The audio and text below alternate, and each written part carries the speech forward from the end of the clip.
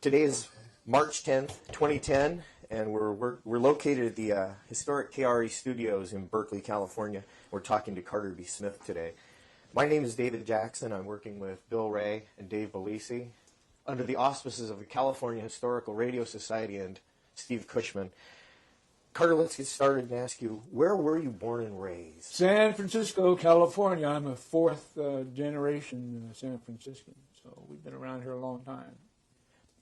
Where did you go to school? I went to Lowell High School, and I got out in 1955 and went to work in my first job in radio up in Red Bluff. The guy where I lived in San Francisco, over on Union Street, was working at KSAN, which in those days was an AM station. It was up on up by 9th and Market. And he said, there's a job, guy. We just got a guy working for us that just left a job up in Red Bluff. So for once, I didn't spend any time waiting. I got right on the plane and went up to Red Bluff that day. And the guy said, will you work for, I think it was $90 a week? And I said, yeah. And he said, well, okay, fine. So that's how I got started. But you had an interest in radio before getting the job? Was there something that inspired you to go into radio? I'd had some background with radio in the hams for a couple of years before that. So I'd had a couple of years of that. And I did do a little work at KSAN, just carrying stuff around. I never talked on the radio, but I was there in '54. So that's really when I got started. How old were you when you got your first ham license? 14. So had that for almost 60 years since I started with that. What's your call? K6CWM. And have had a lot of fun with it. But I haven't done it for some years. I should probably get back with it, but I haven't. So anyway, I started up in Red Bluff. That was my first job and was there for about a year. And then I realized that there had to be something more to life. So I went to City College and then went to State. But just when I started State, there was a job over here at KRE. And I came over and applied to it, and I got the job. So I was here for 5 years. I was the second to last guy on the air at KRE, and I was the first guy for PAT, KPAT, which was what this became after it left KRE. Can you talk a little bit about what it was like here? What was the programming like? What kind of shows did you do at the time you were working here? It was a wonderful radio station, KRE. We had, I did serious music in the afternoon, and we had serious music at night, and the rest of the time was either religion or foreign language. And I did the engineering for both Italian and Portuguese every day. And it was a lot of fun. I liked work with the guys. They'd been in radio since the 20s, so they'd really been around. They were lots of fun to be with. I enjoyed it. Who were some of the people you worked here? With here? Probably the best known was Bert Solitor, and he was really the first man to do the kind of programming that we have now today. He every afternoon would get the phones open and would get the kids to say what they wanted to hear on the air. And this was back, you're talking about the early 50s. So this was really before the 40, the present stuff. Mm-hmm. And he was very, very good, a nice man, a very good man. I enjoyed working with him. Let's go back for just a moment, talking about KSAN, when you worked over there in the old, that was in the old merchandise mart building over in the city. That's where the antenna was right up on the top. Now, did you only work behind the scenes when you were working there? Yes, that's right. I was just a kid then. What about the famous incident with they had a television station there? Yes, but I didn't know anything about that, but I told about it. There was, what was it, 32 or 36? Channel 32, right? 32 was out of there. And one night, the guys that were doing it went across the street and had a few drinks, and they brought a young lady back to the station, and they took her clothes off, and they put her on just a kind of like a bench, naked, and they left the transmitters, the rig, on for about a half hour. And those old tubes, if you turned them off when they were like that, when you turned it back on, that was what you saw. And the next day when they turned it on, there was this gal. So KSAN had George, he used to call himself George, I forget, over there, but when he left there and came over here to KDFC, I mean, what's the other FM? I mean, AM that was over here. No, that did race radio for years. And there was KDIA. KDIA, yeah. Oh, Jumping George Oxford. Yes, yeah. George, yeah, but he couldn't say, when he came over here, he couldn't say, all he could give was his name. And he was a good man. He used to listen to me doing classical music and would call me occasionally and visit. Nice guy, really nice guy. That's an amazing thing. I did not know that. Yeah. So he was over there at KSAN in those days, at the beginning. Yeah, with KSN, when you were working there, was Norwood Patterson the owner? Yes, he was. He was a religious guy and owned the station. Yeah, very much so. The Pattersons are still involved in radio. They still own, the family still owns religious radio stations down in Southern California. So? It's amazing. Yeah. They've been involved forever. I never met any of those guys. I stayed out of that. Now, Bill Doubleday, did you work with him? No. You didn't know him No. at that time? No. Either. I know he was involved with the Patterson family, too. Let's go back. When you started in radio, did you have plans to do radio your entire life, or did you have some other career path you were interested in? No, I liked doing it. And I did it for 53 years, and the last day I had as much fun as the first in many ways. It really is something to do. I really enjoy it. I didn't like some of the people I worked for, but so what? Once I got in my studio, I couldn't care less what the boss was saying. You know, I just did my bit. Now, there's a famous recording of you here at KRE. I believe your cat had died recently. Really? I don't know if you've ever heard that recording of your own. That was your. It was. I don't know if it was a KSFO audition tape, but there was.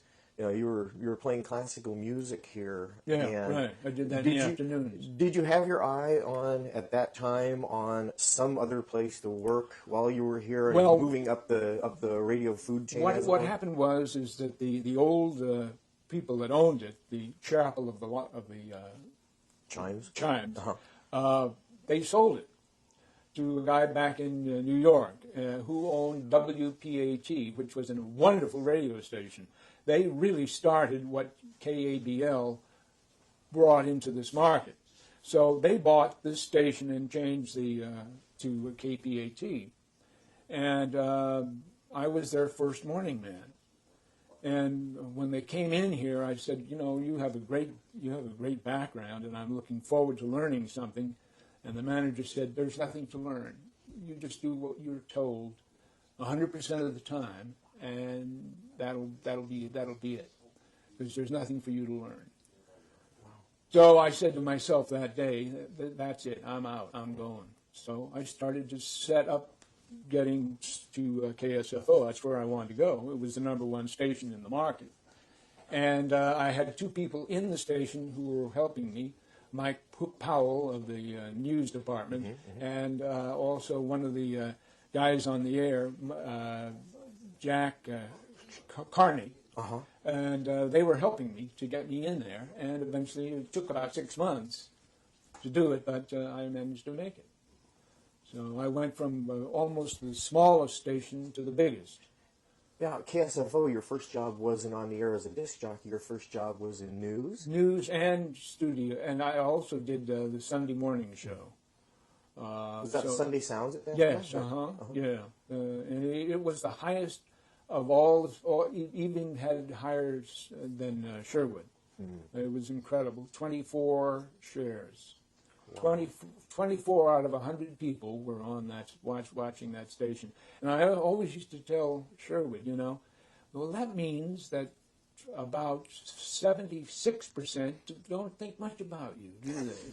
And he always would go crazy hearing that kind of stuff. And then somewhere along the line, you fell in as being his sidekick. First, I remember one of the first recordings of you at KSFO is subbing Well, Mr. Sherwood? what happened was is when I started to work in the morning, I was doing the early morning, 5 o'clock I got there. And one of the guys said, now you're going to meet Sherwood today for the first time, and let me tell you about this guy. If he really gets angry at you, you'll be fired. So you better be very careful how you deal with this man. He is very, very difficult to deal with. He's very difficult to deal with. So I said, okay, so I left him alone. I was doing the news, and I just did that. And then after about a week, there was something that I saw that I knew he would like. So I went on just, to talk back and said something. Then he enjoyed that, and that was that. And then a couple of days later, I saw something else that I thought he would like, and I did that. And eventually, he said, why don't you come in here and tell us that? And that was how it started. And then it wasn't too much longer that every hour, the first half hour, I was with him, and then the second half, I was in the news department, which they hated, because one of their men only worked half-time. And eventually, it meant that I had to become a disc jockey and stop doing the news at all, which was fine. That's what I wanted anyway. Mm-hmm. But I enjoyed doing the news there when I did it.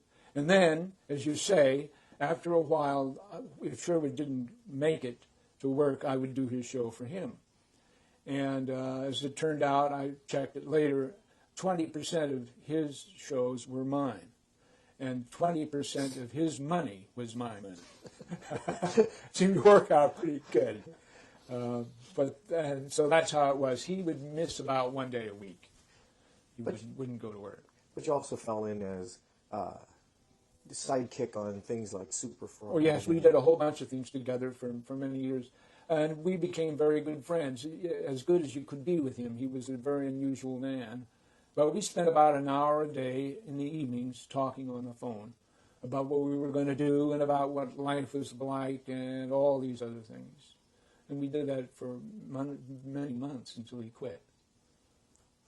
Quit for the... Oh, I forget. I think it was Hawaii one time. Okay. Yeah, he went over to Hawaii to beat that great disc jockey that was over there. Yes, right. Which he didn't do. Uh-huh. It was really a problem for him because he was never the same after he lost doing Hawaii like he wanted to do it because he couldn't. You were there at KSFO from 63 to 69, 70? No, I was there to about 72. It was almost 10 years I was at KSFO.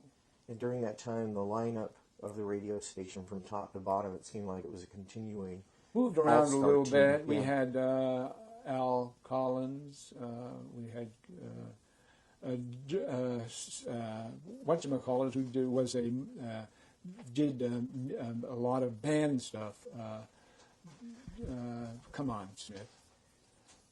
I can't think of his name. It's ridiculous. Del Courtney? Yes, Del Courtney. Who was amazing.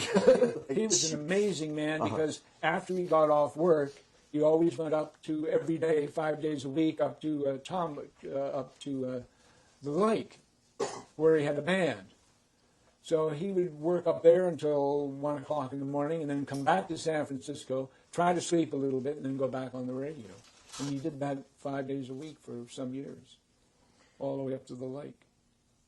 And then, of course, the atmosphere around the station, you mentioned, 24 share on a station like that. Yeah. Just, being the hub of activity at Fairmont Hotel and the social world and the Giants baseball and everything else and the 49ers at that time. Yeah, we had both teams, yeah. Yeah. And it was wonderful, I don't know if there was ever in the history of radio station that had from top to bottom. There was a the few. Amount of talent. There was a few stations. KDFC. In Pittsburgh. KDKA. Yeah. A few like that. Maybe 10 in the country, I'd say, that had up to all across the whole time heavy duty guys. Like, for example, we did our own music. We didn't have anybody doing that. We had our music director who would tell us what the new stuff was, and she'd say, I think this is good, or this is, but we put our own music together every day. When you say she, you're talking about Elma Greer. Elma Greer, yeah. She's a wonderful lady, and she did a wonderful job for many years. But for a lot of years, we did it ourselves. And, of course, that doesn't go anywhere anymore. That doesn't exist. Sure. So as I say, I was there about 10 years, and then that was the end of that. The KSFO was beginning to lose its ability because radio was changing. Mm-hmm. The kids were not on AM now. They were starting to go on FM, and so were other people. And so the ability to have those kind of numbers, it just wouldn't work.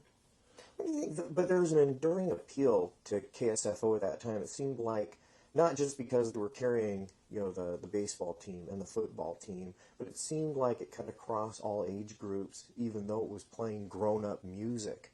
For a while it did, but then all of a sudden the kids said, "We don't want that. We want, the new stuff." Was it that a KFRC came along with it, Dr. Don You Rose? bet.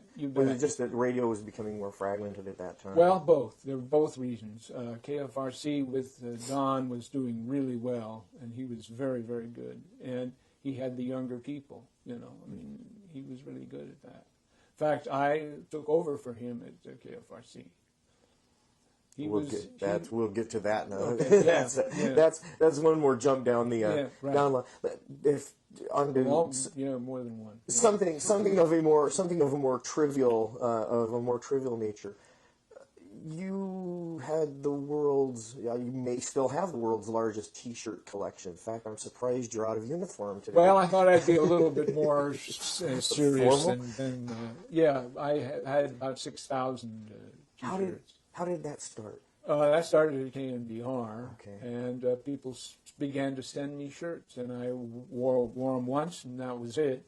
And all of a sudden, I had big, like this in my car, all lined up, and so I did that for 27 years. Wow! Never wore the same shirt more than once. And where are they today? A lot of them are gone away, and I still have a lot that someday will go back to the Smithsonian. Uh-huh. I don't know. They're going to have to come and get them. I'm not going to pay for it. They'll have to come and get them. And the transition from KSFO to KNBR, was that a direct move from KSFO to KNBR? Was there essentially it was. I had a little time off, but then they said, "Would you like to do weekends?" So I said, "Sure." So I started there. And a great story about KNBR is the first day I was on the air there, the program director Fell. Ron Fell. Ron Fell. Gave me on the phone. He gave me a call. He said, "You're sounding really good. Just keep it up. Thank you very much." And I said, "I thought you were with the Raiders," because he was even doing the Raiders then. He's the production. And he said, "Yeah, I am." I said, "But they're in Denver." He said, "That's where I am. That's where I'm listening to you." And that's an amazing radio station. It's the only 50,000 watt station in the Bay Area with one antenna, and so it has a complete. KFRC, KCBS and KGO have signals that go in one, but not KNBR.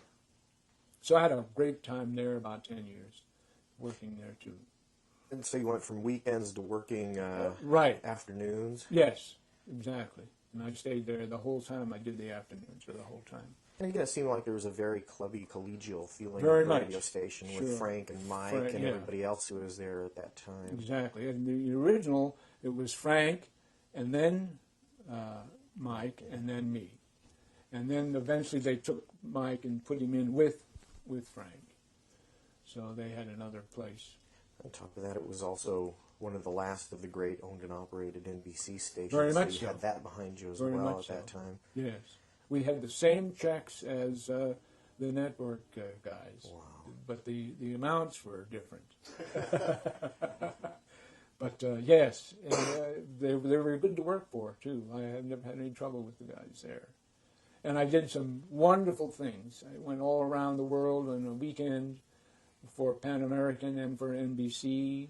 And then I did another flight all the way out into the Pacific on all the islands and great stuff that I enjoyed. You came back in, was it the Coral Sea or was it the... was it Coral Sea or the Hornet? Yes. Coming into Alameda, was the Coral Sea? Yeah. Flew out onto the aircraft and did some stuff. Golden Gate. Yeah. And I guess that particular aircraft carrier is no more. I don't think.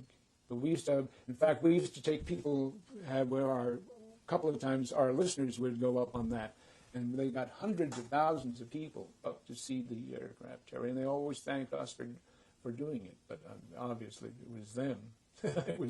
We didn't have any aircraft carriers. It was them.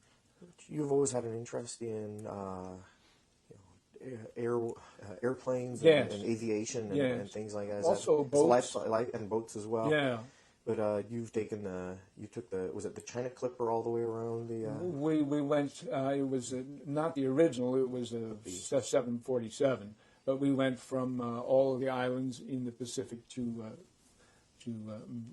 all the way out to where it stopped, and we had a week there in that partly and it was a great time. And of course, Pan American did all these wonderful deals, and they went bankrupt partly because of it, having deals like sending people to Madrid, but we sure had fun. It was a great show. We really enjoyed it. And it wasn't with the KNBR. It was with the KFRC that I went through the Panama Canal. Oh, okay. And did a radio show, which was really fun. But that's another. So you started at KNBR in '72, Around there, and that lasted about until 10 years. Okay. Usually, my interest in a place or their interest in me about makes 10 years, and that was about it. So, yeah, they changed around and began to change. They were beginning to think about sports then. And it wasn't too many years later that's all they did. That's what they do now, obviously. So then was there an interval between? Did I miss a station between No. KNBR and KFRC? No. Between Well, Magic I was 61? on an FM station, a wonderful FM station, KSFR, Okay. which was the very first serious music in the Bay Area. And the guy that owned that really liked my work. That was Al Levitt? Yes, Al Love. darn. Yeah, I Okay. worked for him. And Were you part of the Wolf Gang, or were you? Was that? No, They no. were.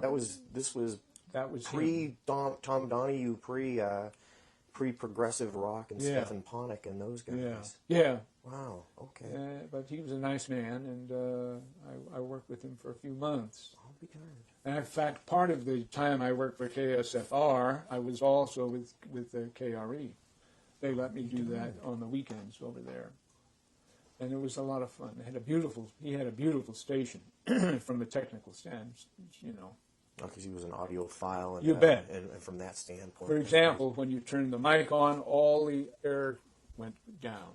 Wow. There was no air when you had your microphone on, because he didn't want to hear that sound. And he would call and say, I think I hear some kind of a problem at about 18,000, I'd say, nobody can hear that but you, and bats and dogs.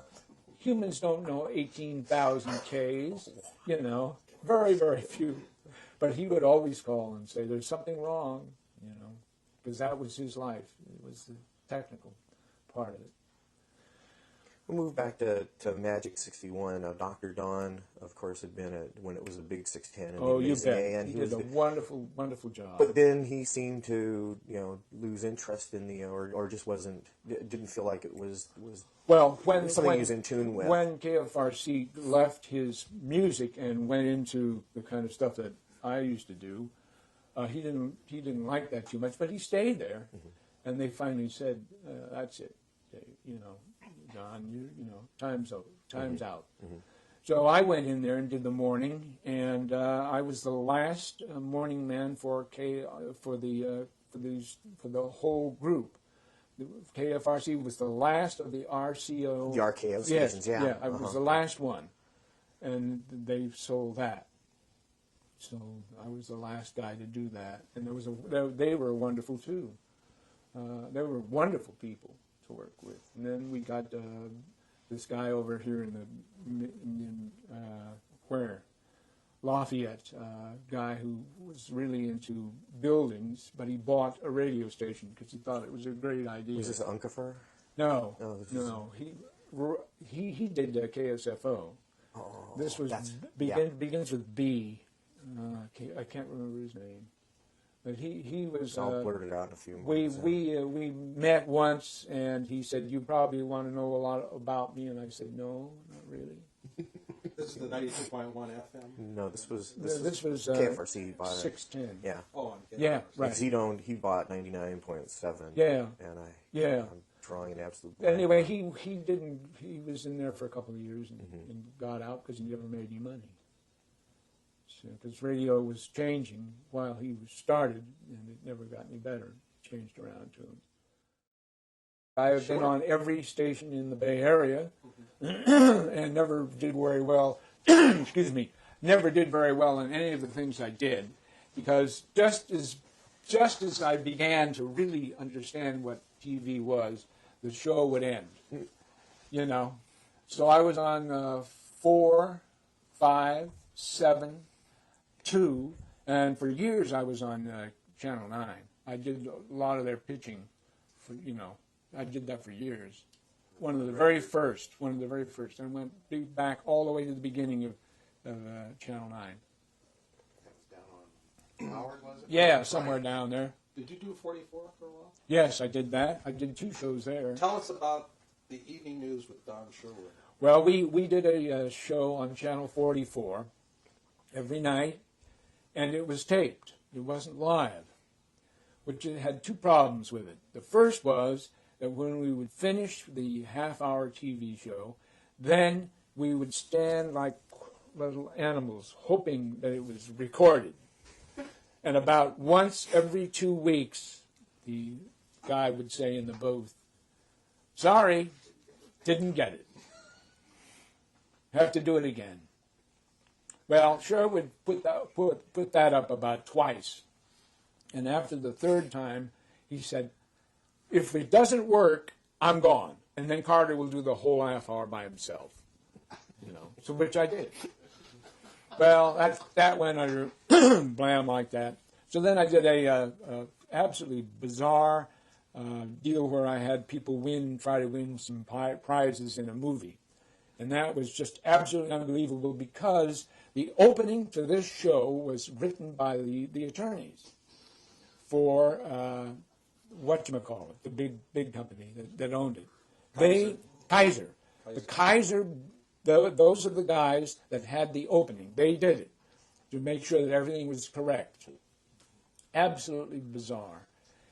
And then the second factor was there was somebody in the people that worked on the thing that hated the company, and he would try to get something broken on those every night. There'd be something wrong with the set. One time the M in movie fell down. Another time we had these balls that would be going into this gizmo, and you'd pick one out, and that would have the number on it, that kind of deal. Well, he fixed it so that all the balloons, the things came out at once. Hundreds of these balls all came around at one time. Then another time, and this was the worst, he came up with a way so that the phone I was using, the minute you gave my number, it would shut off, because you didn't want that obviously on TV. That was my inside number. He figured out how to do it so that everybody did see what the number was. And the phone began to ring and ring and ring. And here I'm on TV, Just unbelievable. So that was another show that went bombs. Tell us about the commonality with the KBHK studios and what it was like working at KNBR, because they were the same. At one time, KNBR, not when I was there, but at one time, where was it? Taylor and O'Farrell? Yeah, right. That's where 44 was, and they had some pretty good stuff. It wasn't too bad. The original NBC. Yes, exactly. Yes, exactly. KNBC. And I remember going down and visiting some friends when KNBR was there. And it was really incredible to see it, because some of the stuff went all the way back to World War II. that you could see. They had how many? They don't make them anymore. Where the stuff came in. Teletype, yeah. They'd have 10 of those, all in with a big. You could look in and see them, and they went back to World War II. Well, the difference between that and that era was they had production studios with audience spaces in there. Then when you got to like Fox Plaza, where it was built for modern radio. Yeah, there, for example, up there they had the. What was the name of the show that the Standard Oil Hour? Yeah, right. And they had a big audience there for that. And I remember seeing that.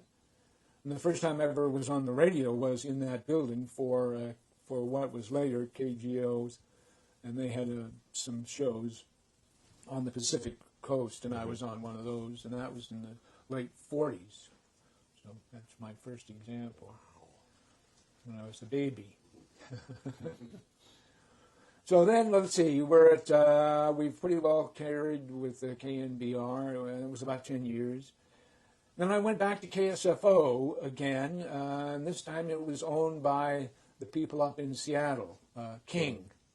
And they were terrible, absolutely terrible. Really what they wanted was to make sure that the studios were clean. That was their main approach. If we can keep the place clean, we'll have good numbers. So I stayed there for just a very, little while, and I knew this was not going to make it. So then I went over to KFRC and was there for about 8 years, I think. And that was wonderful. Magic 61, we had a lot of fun with that. A lot of fun. I went all over the world with them, too. It was the original 415 Bush Street studios over there that had been... where you moved out of there? No, were you 500 Washington at that time? Right, you guys moved out of there by that time? They left the other place. The old original digs over there. So you went all over the world for that station? You were reporting news, or? Just as doing it during those years, I went on a lot of cruises. And I would take listeners. And that's basically what I did. Yes, the Mike Terry connection with a lot of those cruises too, right? Not with me. He did his, and I did mine. Yeah. Okay. Yeah, but we went all over the place. Magic 61 had the Silver Platter Club, I think it was called, or something like that, and that was one of those first trying to build a social network among your listeners kind of things. The company would love to have the signal. The people that we had. Because now that 960 is nothing. It's just nothing. Both of them, the 610, 960, and those are the two that the company still has. Why they keep them, I don't know, but they do. So I had a lot of fun with them there. They had the beautiful radio out in the big. What company owned that big? That made that their mobile station. It was a beautiful machine. Oh, the mobile studios, yeah, one they called the Virgin Sturgeon at KFRC. Yeah, we did that, and I'd go out once a week in the morning somewhere and broadcast from it. It was a lot of fun. I think we've got pictures of you and Dan Sorkin and all the different people who worked on. Buddy Hatton worked there at. That machine, you could do the whole thing from it, music, everything, which is and now it's never done. Nobody would ever think about doing that, but we used to do that. And if we went and had to move around, we would take it up to an airplane and then take it down. Right. Did you actually have turntables also? Oh, the whole thing, the whole thing, everything. But mostly it was the carts. The cartridges. Yeah. But we did that. In fact, we had a guy who lived over in the East Bay. In his first day as the PD, he was getting ready to go to work, and when he opened the door, there I was. And I'd been running from there, but he didn't know it because I didn't make any, indication that I was there, obviously, because I wanted to get him. So he came in to work in his own station, which was a lot of fun. Did the term "prince trapped in the body of a disc jockey" come from your fertile mind, or? I think so.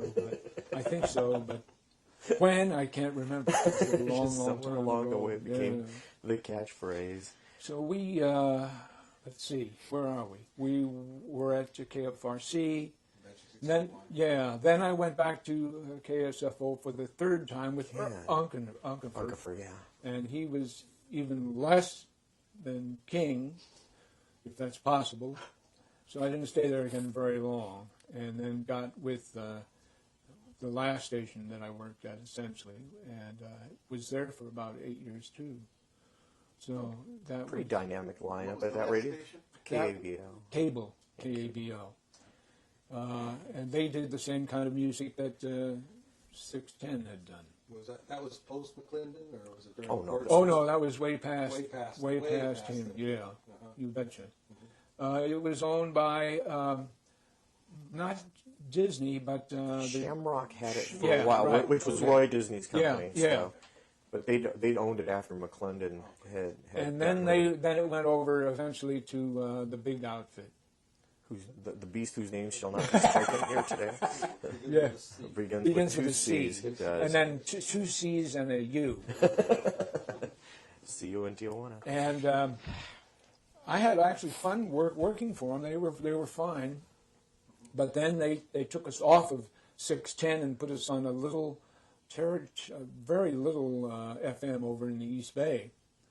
And that was the 92.1 over in Walnut Creek, where they were just keeping it alive with a pulse. Yeah. Despite the fact that they had Jim Lang, and had right. you, and had Mike Cleary on there as well. So. That was just a brief period, right? Was it? Some months, and then they took it off, and that was the end of that. And so fine. I think they still have the call. They buried it down in Salinas, where it means so very much to the people of the. Is it still up down there? Yeah. It is, huh? Yeah. Huh. For what it's worth. Yeah. Well, there's a time for everything. And then there's a time when you don't anymore. Well, paying homage to the great cable car tradition of Salinas, I think is yeah, right there. Worthy. They're very happy with it down there. But that was another place that I enjoyed very much. I enjoyed working there. Now, what is your? This is just for my own, because it's a stupid question I love to ask these. You've played classical music on the air, and you played jazz, and you played big bands, and Country. adults and country as well. Yeah. And what, when it comes to your personal taste as far as music, you have a pretty wide. I'm pretty well stick to serious music. What I listen to, and it's not that much. I listen to the news on the radio, and that's about it. Nothing else really gets me too excited. So. How long have you lived in that beautiful, magnificent house up in Tiburon? Oh, thank you. I'm sorry, on the border of Tiburon and Bellevue. 35 years. I've been there, about 35 years. Because I couldn't get the front door today with the way prices are. 35 years ago, you could buy a nice house in Marin County for not a lot of money. The beautiful view off of your veranda. I remember you told me a story before about Hap Harper. Did Hap buzz you one? Yeah, all the time. Happer was our guy in the sky, and he would come by once every couple of weeks until finally the people around the neighborhood said, we're really sick of this. That guy coming way down and making all that noise. So we stopped it. But I had more fun at KSFO when I was with the copter, which would come over and land in right near my house, and I'd get in there and I'd do the talking for the guy who was running it for doing traffic. And I did that for. You do that. Warren Bacchus, or who was it? No, it was two guys, but they were never together in the machine, one or the other. Ed, what's his name? And the other guy was essentially did all the technicals on it, but he could fly the thing too. Where did they land? Just On Paul Freese's house, or No, no, because I didn't live. This was so many years ago. I lived up in the hills of Tiburon. Oh, okay. And they would just stop in front of the house. In those days, you could do that. Now you can't. Nobody will let you do that. But no helicopters in my backyard. Huh? In those days, any place that the guy who was flying it thought was legal was legal. In fact, when Dan Sorkin was injured very badly and was in the hospital, the first time I went over was the helicopter and landed right in the front of the hospital and went and visited with him. So, and that was when I was in KSFO. In fact, that's how I wound up doing afternoons at KSFO, because he was out for a long time. Huh. So that's when I did that. Carter, talk about your feelings on the current state of radio and where you think it's going. That's a very good question. I don't know what it's going to do, but at the moment, I don't think it's going to get any better. I think someday it may go back to what we used to do, where there were people on the radio. There aren't any people now. They're not allowed to be, even if they could. There's a few around. Personality. Yes, personality, right. In other words, talking about whatever the guy wants to talk about. Nowadays, they have little, then you say that, and then go on to the next thing. And that's about it. And the reason for that is that a lot of the people that own broadcast places are not broadcasters. They're doing something else. And when they make enough money, they get out of it. And they're smart to do that because it's apparently getting weaker and weaker and weaker. Like AM radio is, just about gone. And FM is not that far away. There's so many other places where people can get this material now. Just getting on the air is not much anymore. The kids don't care about it, and they're becoming older and older, and they're still not interested in it. So where it's going to go, I don't know. Technology is a big factor. You what's bet. Happening with radio. You bet. Yeah, sure. The internet. You bet. Podcasts. Exactly. There's so many different places that people can get this material now without having a radio. But the industry also pretty much obsoleted itself, because by consolidation, you came up through essentially the radio farm system, where you started, at a small station and then worked through and continued to move up. And radio doesn't do that anymore, and so they don't develop new technology. Well, exactly. There's nowhere, David, where people can learn to do what I did, because there's not enough opportunity to do it. So nobody's going to learn it. When I was a kid, to work on the radio was a really, really important thing, and now it isn't. It's that simple, which is too bad, but that's the way it goes. At one time on the radio landscape, you could go to a Reading or a Red Bluff or a Merced or a Modesto and work and learn the craft there and move up. And now the radio station in Reading and Red Bluff, Modesto and Merced, they all be playing the exact same program. They're taking it off the same satellite. Yeah, same satellite. They're not even, there's no like stuff there anymore. Like when I went to Red Bluff, one of the things we did was to do some of our stuff from the fair every year. Mm-hmm. In fact, the first interview I ever did on the radio was with a woman who had walked 5 miles to the fair. What nobody knew, including me, and this was my first interview, was she was totally deaf. So she would try to figure out what I was saying and would try to give me an answer by just making it up, because she couldn't hear me.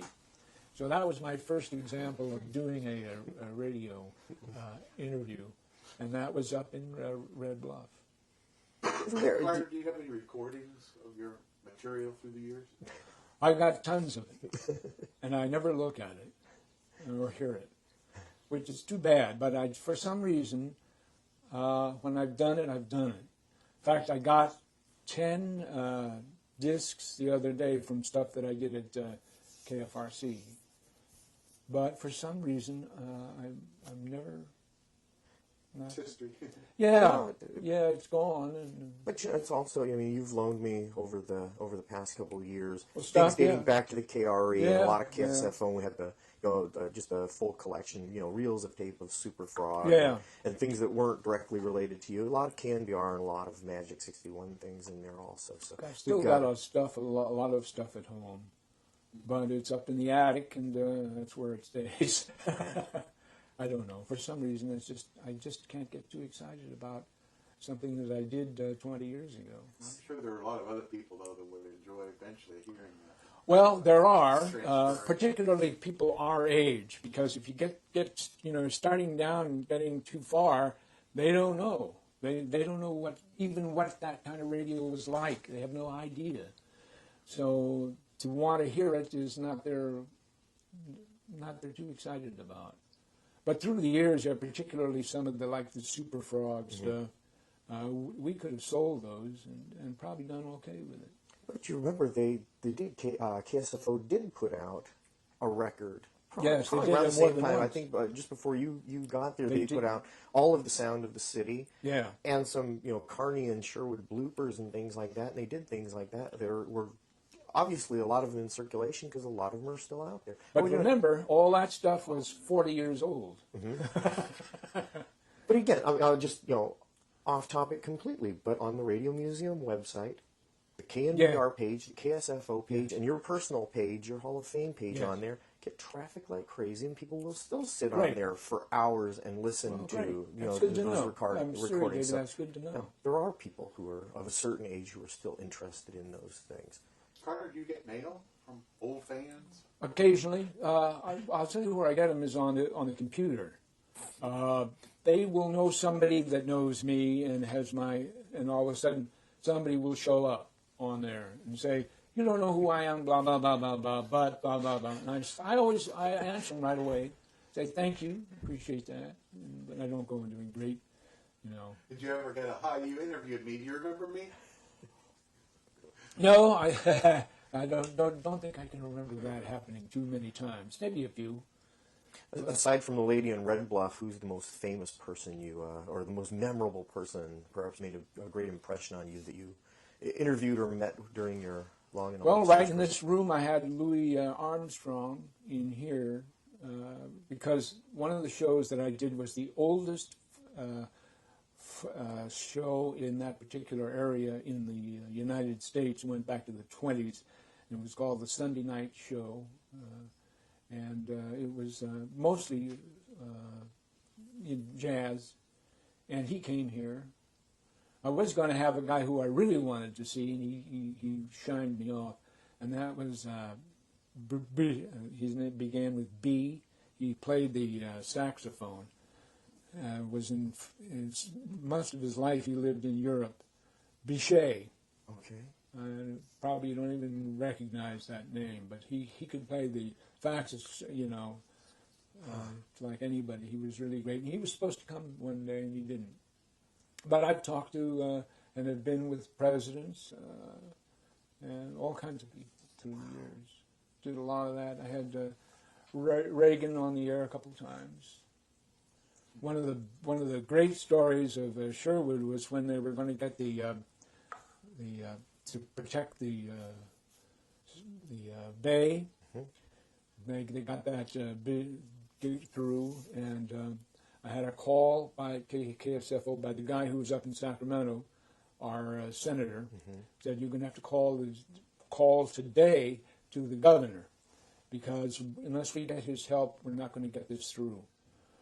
And he said, I'm going to give you a phone number. This is right at his bedside. He's reading his paper now at 7 o'clock in the morning. Call him and get him on with Sherwood. So I called, and it was Pat Brown, the old governor. And the first thing he said was, "Where did you get this number?" And I said, "We have it up in the men's room. There's 4 or 5 numbers like that." "Well, what do you want?" And I said, "We want to get you to help us with this bill." And he said, "I don't like that bill." And I said, "Why not, Governor?" He said, "Because it takes power away from me." And he said, "I'm not in the business of having all this stuff go out. I want to protect what I have. And I said, well, I can understand that. But I said, you lived and grew up in San Francisco looking over that bay, and now it's starting to go away. And that's what we want to stop. Oh, he said, give me on with Sherwood, I'll get on there with him. So he right there changed his mind, right there. And he said, yeah, I'll go along with it. So that's how that deal got, otherwise it wouldn't have been. That was a nice time that morning. We felt really good about it. What haven't we covered? Anything we've missed that you... Well, I've enjoyed this very much, and I hope I'll be around just to look at it. What do you think about what's going on in this building now? I'm very excited about this. It's a slow process, obviously, to put all this place back.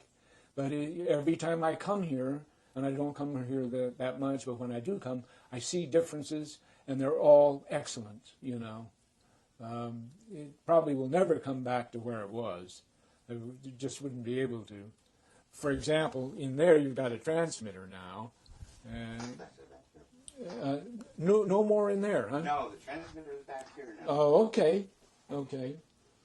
Well, that's fine. That's where it was originally. Yes. Yeah, there's a couple of backup transmitters in this room, but they're not even hooked up anymore. Yeah, So, of course, there are 2 AM transmitters. When you worked at KRE, there was only one. that's correct. Yeah. Right. The other one, of course, is in the new area. But that was the Magic 61 transmitter. So you actually were on both of these because the 610 came off of the Yes. off the same Yeah. one. Right. Yeah, it's a beautiful signal. Up on the ceiling here, you see something that I used to have on my coat up in downtown Berkeley, where I was doing something. I forget what it was, but I was also drinking because in those days I drank. And I came down here and I put this sticker up there, and it's been up there over 40 years, and it's never been taken down. And is it true you came to sleep it off in the general exactly. manager's office? That's exactly that right. I went upstairs in the boss's office and went to sleep. I went up there occasionally, sometimes not by myself even. But this is another whole magic thing we won't talk about. But it's still up there all these years later, which I get a kick out of. Let's go into the gallery for a moment. Oh, okay. Everyone has the right. Ixnay on that. Did I blow Blew his cover. Everybody has the right to privacy. He lives at Jim Auto Alcatraz. Yeah. Now see, in this one the A's were on KSFO, and I don't know everybody. That's late period. This is that is my pal who's been dead for a few years. Pat Barber next to him. Yeah, he is. Yeah, there's Gene Nelson. yeah, there's. Russ the Moose. This Ken- is Candido. That's yeah. I should shut up. That's Walk over. no. This is come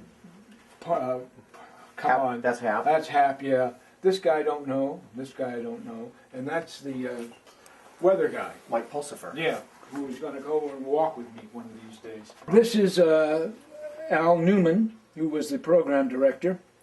This is Parky. Sharkey. Yeah, who was just a drunk, but he was brilliant in his own way. There's me. This is Sherwood. This is my cousin, who was his engineer.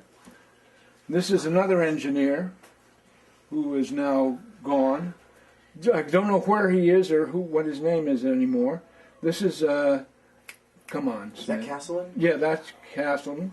This is my friend Mike, who died. This was the guy in the air who I don't know. And this is That's Scove. Scove. And this gal just did it. And that was it. And this was we sure had a lot of mileage out of that.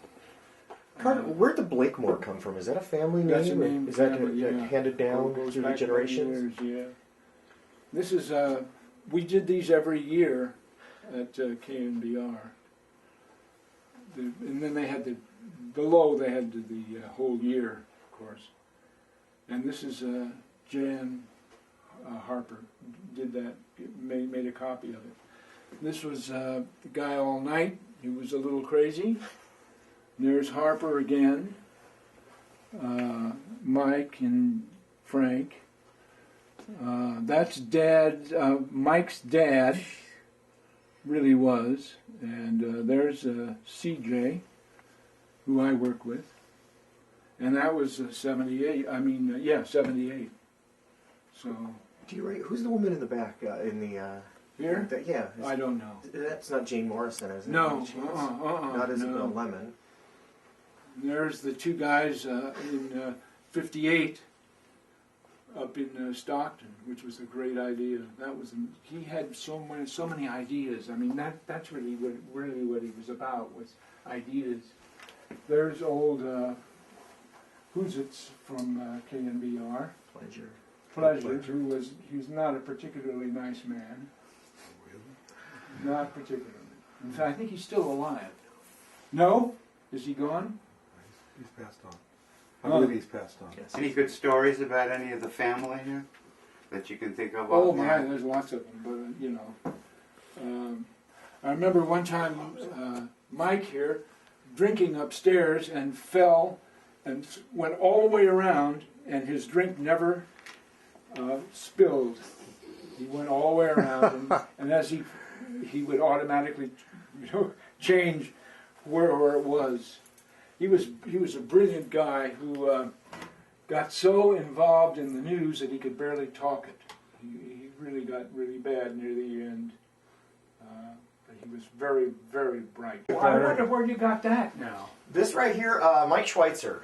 Okay. One of the Schweitzer is one of the great collectors of. It's always the engineers who end up with when the new guys come in and throw everybody out. It's always the engineers who keep their jobs. It seems, and so we received that from Schweitzer and that from Schweitzer. The KYA letters off the old Hearst building up on top of Candlestick Hill. All of those kind of things that came out of. Schweitzer's who wants this, and they were going to throw it out in a dumpster, and so. Not everybody knows that building up there was done by the woman that did. Julia Morgan, yeah, Castle, exactly. Simeon. Yeah, and it's not much of a building. No. I've been up there. But it has the Hearst Eagle over the door. Yes. And everything else on there. Yeah. That's a classic Terry McGovern and Alex Bennett image. Yeah. Gee. I guess he is still on. It's Sirius satellite radio. Yeah, Sirius. Doing stuff. Bennett is still on the Yeah, satellite radio.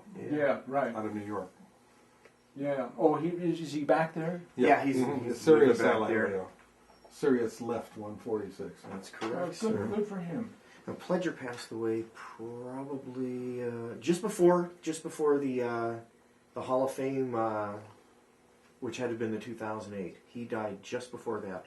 It's like that's our darn luck, is that it seemed like every time we were just about ready to go in on one.